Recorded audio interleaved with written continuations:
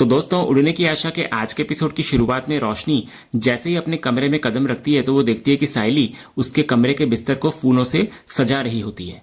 रेणुका के आदेश अनुसार साइली ये हनीमून जैसी सजावट कर रही होती है। तभी रोशनी साइली के इस व्यवहार को सामान्य समझकर मुस्कुराने की कोशिश करती है, लेकिन जैसे ही उसकी नजर बिस्तर पर पड़ती है उसके होश उड़ जाते हैं। फूलों से बने एक बड़े लव डिजाइन के ठीक बीच में साइली ने फूलों में ही 62 का अंक लिखा होता है। तो रोशनी घबराकर साइली से इस अंक का मतलब पूछती है, तो साइली बड़े ठंडे लहजे में उस 62 के ऊपर फूल बिखरते हुए कहती है कि ये उसकी सच्चाई के सामने आने की उल्टी गिनती है। साइली उसे याद दिलाती है कि मुंबई पहुंचते ही जो 72 घंटों की मोहलत शुरू हुई थी उसमें से अब केवल 62 घंटे बचे हैं। साइली तंज कसते हुए कहती है कि गलत काम करने वाले के मन में हमेशा पकड़े जाने का डर बना रहता है और रोशनी की घबराहट ही उसके पाप का सबूत है। साइली साफ कर देती है कि वक्त बहुत तेजी से निकल रहा है। तो इस पर रोशनी खुद को बचाने के लिए साइली पर पत्थर दिल होने का आरोप लगाती है। वो अपनी तुलना मंजरी से करते हुए पूछती है कि साइली दूसरों की अच्छाई देख सकती है पर उसकी मजबूरी और झूठ बोलने की पीड़ा क्यों नहीं समझती। तो साइली इस भावनात्मक नाटक को तुरंत रोक देती है। वो कहती है कि उसने शुरू से देखा है कि कैसे रोशनी लोगों को बेवकूफ बनाकर अपना काम निकालने में माहिर है। साइली की नजर में रोशनी की मजबूरी केवल एक शातिर चाल है। इसके बाद साइली उसको धिक्कारती है कि जो औरत ऐसो आराम के लिए अपने मासूम बच्चे और बुजुर्ग आई को अकेला छोड़ दे उसके लिए साइली के मन में कोई इज्जत नहीं है। साइली के अनुसार मंजरी अपनी जिम्मेदारी निभाती है, इसलिए वो अच्छी है।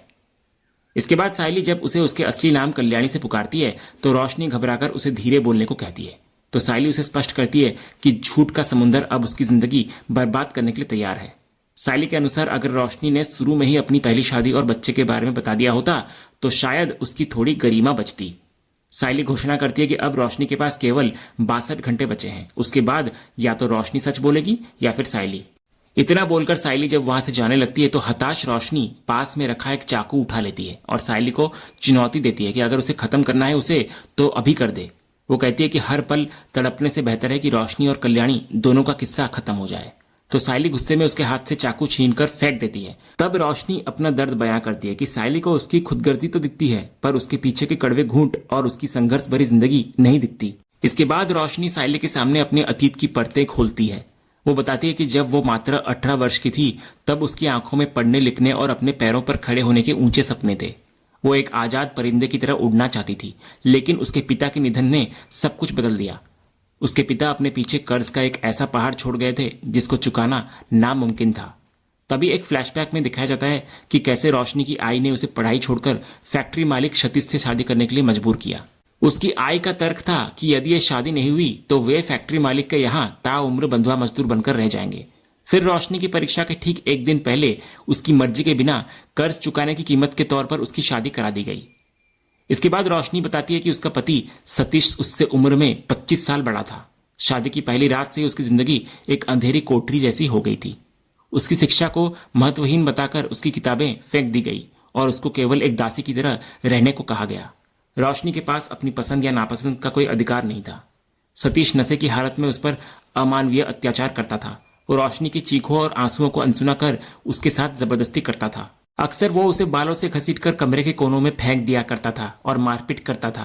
रोशनी के लिए वो घर किसी जेल से कम नहीं था जहां वो हर रात अपनी मौत की दुआ मांगती थी। इसके बाद रोशनी जब पूरी तरह टूट चुकी थी और उसने अपनी जान देने का मन बना लिया था तब उसको अपनी प्रेगनेंसी के बारे में पता चला। क्रिश के लिए उसने जीने का फैसला किया, लेकिन तीसरे ही महीने में सतीश की नशे में गाड़ी चलाने के कारण मौत हो गई। सतीश के परिवार ने रोशनी को अशुभ करार दिया और उसके बच्चे को नाजायज कहकर घर से बाहर निकाल दिया। सतीश के भाइयों ने धोखे से कागजों पर दस्तखत करवाए और कुछ पैसे रोशनी की आई की ओर फेंक कर उन्हें बेदखल कर दिया।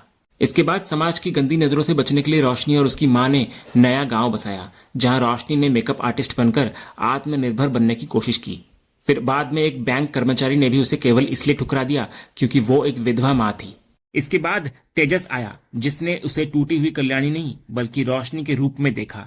रोशनी ने डर के मारे अपना अतीत छुपा लिया क्योंकि उसे लगा कि सच जानकर तेजस भी उसको छोड़ देगा और वो एक अच्छी जिंदगी जीने का मौका फिर से खो देगी। इसके बाद रोशनी के अतीत की इन सारी बातों को सुनने के बाद साइली का कठोर व्यवहार कुछ पल के लिए नरम पड़ जाता है। साइली स्वीकार करती है कि रोशनी के साथ जो कुछ भी हुआ वो अत्यंत अमानवीय और गलत था। वो मानती है कि किसी भी स्त्री को ऐसी परिस्थितियों से नहीं गुजरना चाहिए, लेकिन साइली अपनी नैतिकता और सिद्धांतों से समझौता नहीं करती। वो रोशनी को स्पष्ट रूप से समझाती है कि अतीत में उसके साथ गलत हुआ था। इसका अर्थ ये कतई नहीं है कि वो वर्तमान में दूसरों के साथ गलत करने का अधिकार रखती है। सायली के अनुसार पूरे देशमुख परिवार और विशेषकर तेजस को धोखे में रखना एक बड़ा अपराध है। इसके बाद सायली रोशनी को एक सकारात्मक रास्ता दिखाते हुए कहती है कि उसे डर छोड़कर सबको सच बता देना चाहिए। सायली का मानना होता है कि यदि वो पूरी कहानी अपनी ईमानदारी से सुनाएगी तो शायद परिवार वाले उसे और क्रिश को अपना लेगा। हालांकि रोशनी इस बात से पूरी तरह से असहमत होती है। वो तर्क देती है कि उसने केवल एक छोटा सच नहीं छुपाया, बल्कि दुबई और कल्याणी जैसी कहानियों का एक ऐसा जटिल जाल बुन लिया है जिससे बाहर निकलना अब उसके लिए इम्पॉसिबल है। रोशनी को डर होता है कि यह सच सुनते ही उसकी बसी बसाई गृहस्थी उजड़ जाएगी।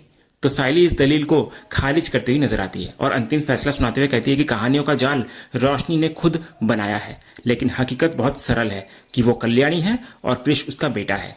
इसके बाद सायली उसे अपनी डेडलाइन याद दिलाकर वहां से चली जाती है कि अगर उसने सच नहीं बताया तो सायली खुद सचिन को सब कुछ बयां कर देगी। सायली के जाने के बाद रोशनी को इस बात का गहरा मलाल होता है कि अपनी पूरी दास्तां बयां करने के बावजूद सायली के बिहेवियर में कोई नरमी नहीं आई और उस पर रोशनी के दुख का कोई असर नहीं पड़ा। तो वो मन ही मन तय करती है कि अब उसे चुप बैठने के बजाय कुछ और रास्ता निकालना होगा या कोई नया कदम उठाना होगा, वरना सब कुछ बर्बाद हो जाएगा। दूसरी तरफ सचिन अपनी टैक्सी चला रहा होता है और उसे कोनर कैब के मैनेजर विश्वास का फोन आता है। मैनेजर उसे आधे घंटे के भीतर ऑफिस पहुंचने का सख्त आदेश देता है। तो सचिन इसे एक सामान्य बात समझता है और एक सवारी छोड़ने के बाद ऑफिस पहुंचता है। उसे जरा भी अंदाजा नहीं था कि यह कॉल उसकी जिंदगी बदलने वाली है। उधर ऑफिस पहुंचते ही मैनेजर विश्वास सचिन पर बरस पड़ता है। वो सीधे शब्दों में कहता है कि सचिन ने कंपनी के नियमों की धज्जियां उड़ाई है, इसलिए उसे कोनर कैब से निकाला जा रहा है।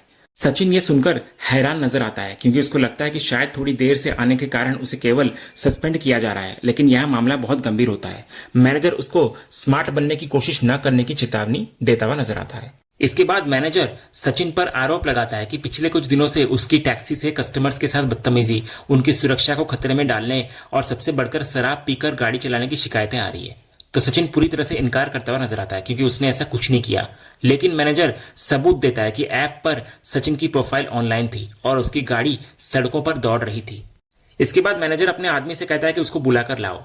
तो उसका आदमी फिर दिनेश को बुलाकर लाता है। ये सचिन का दोस्त होता है। उसको देखकर सचिन के पैरों तले जमीन खिसक जाती है। तभी मैनेजर खुलासा करता है कि यही वो आदमी है जो सचिन की गैर मौजूदगी में उसकी टैक्सी चला रहा था। इसके बाद मैनेजर बताता है कि दिनेश शराब के नशे में गाड़ी चला रहा था और उसने एक पैसेंजर के साथ बहुत बुरा बर्ताव किया, जिसके कारण कंपनी के पास गंभीर शिकायत आई है। तो सचिन जब दिनेश से इस बारे में पूछता है तो दिनेश अपना जुर्म कबूल कर लेता है। वो कहता है कि वो अपने दोस्तों के साथ शराब पी रहा था, तभी अचानक उसे एक लंबा भाड़ा मिल गया। लालच में आकर उसने शराब के नशे में ही गाड़ी चलाने का फैसला किया, बिना ये सोचे कि इसका सचिन के करियर पर क्या असर होगा। ये सुनकर सचिन का दिल टूट जाता है। उसको गहरा धक्का लगता है कि जिस दोस्त पर उसने आंख मूंद कर भरोसा किया और अपनी रोजी रोटी उसके हाथ में सौंप कर गाँव गया, उसी दोस्त ने धोखे और गैर जिम्मेदारी से उसका सब कुछ दांव पर लगा दिया। फिर पूरी सच्चाई सामने आने के बाद सचिन बहुत लाचार महसूस करता है। वो हाथ जोड़कर मैनेजर से माफी मांगता है और सफाई देता है कि परिवार के साथ गांव जाना और पूजा में शामिल होना बहुत जरूरी था उसके लिए, इसलिए उसने मजबूरी में दिनेश पर भरोसा किया था। लेकिन मैनेजर उसकी किसी भी दलील को मानने से साफ इनकार कर देता है। मैनेजर सचिन को याद दिलाता है कि वो पहले भी काम में ढिलाई बरत चुका है और पिछले महीने भी उसने अपने निजी कारणों से टारगेट पूरा नहीं किया था। इसके बाद मैनेजर बताने लगता है कि इस घटना से कंपनी की शाख मिट्टी में मिल गई है और ग्राहकों का उन पर से भरोसा कम हो गया है। वो कहता है कि स्थिति इतनी बिगड़ गई थी कि एक पैसेंजर कंपनी के खिलाफ एफआईआर दर्ज कराने वाला था। मैनेजर कहता है कि कंपनी को बहुत झुकना पड़ा और बहुत मिन्नतें करने के बाद ये मामला कानूनी पक्षड़ों से बाहर निकल पाया। इसके बाद मैनेजर विश्वास सचिन को कहता है कि उसको सचिन के सुधरने की कोई उम्मीद नहीं है। वो कहता है कि यदि कंपनी के कड़े नियम आड़े ना आते तो वो सचिन को हमेशा के लिए ब्लैक लिस्ट कर देता। फिर अंत में वो अपना फैसला सुनाता है कि सचिन को 7 दिनों के लिए काम से निलंबित किया जाता है और उसका ड्राइविंग लाइसेंस अब कंपनी द्वारा जब्त कर लिया जाता है। तो ये सुनकर सचिन के पैरों तले जमीन खिसक जाती है। वो गिड़गिड़ाते हुए विनती करता है कि उसका लाइसेंस न लिया जाए, क्योंकि बिना लाइसेंस के न तो वो काम कर पाएगा और ना ही अपना गुजारा कर पाएगा। वो समझाने की कोशिश करता है कि उसने काम की निरंतरता बनाए रखने के लिए ही दिनेश को अपनी गाड़ी सौंपी थी और उसको जरा भी अंदाजा नहीं था कि दिनेश शराब पीकर कंपनी की शाख मिट्टी में मिला देगा। लेकिन मैनेजर सचिन की एक नहीं सुनता और उसको याद दिलाता है कि ज्वाइनिंग के वक्त ये सारी शर्तें उसको पता थी। वो सचिन को कहता है कि उसकी सारी बुकिंग्स रोक दी गई है और अगर उसे कोई शिकायत है तो वो केवल ईमेल के जरिए बड़े अफसर से बात कर सकता है। इतना बोलकर मैनेजर ऑफिस से निकल जाता है। इधर मैनेजर के जाने के बाद सचिन के भीतर का गुस्सा ज्वालामुखी की तरह फूट पड़ता है। वो महसूस करता है कि गलती किसी और की है और सजा उसे भुगतनी पड़ रही है। वो आवेश में आकर दिनेश पर हाथ उठाने के लिए बढ़ता है, लेकिन खुद को रोक लेता है। उसकी आंखों में भरोसे के टूटने का गहरा दर्द और आने वाले 7 दिनों की रोजी रोटी छिन जाने का खौफ साफ झलकता है। वो इसी चिंता में डूब जाता है कि अब बिना लाइसेंस के वो क्या करेगा और घर का खर्च कैसे चलेगा। और इसी सीन के साथ आज का ये एपिसोड यहीं पर खत्म होता है। तो दोस्तों, आपको आज का ये एपिसोड और इसका अपडेट कैसा लगा, अपनी राय हमें कमेंट करके जरूर बताएं। अगर आपको आज का ये वीडियो पसंद आया तो वीडियो को लाइक और शेयर जरूर करें और उड़ने की आशा के आने वाले रोमांचक ट्विस्ट एंड टर्न्स जानने के लिए हमारे इस चैनल को सब्सक्राइब करना ना भूलें। मिलते हैं अगले वीडियो में, तब तक के लिए धन्यवाद।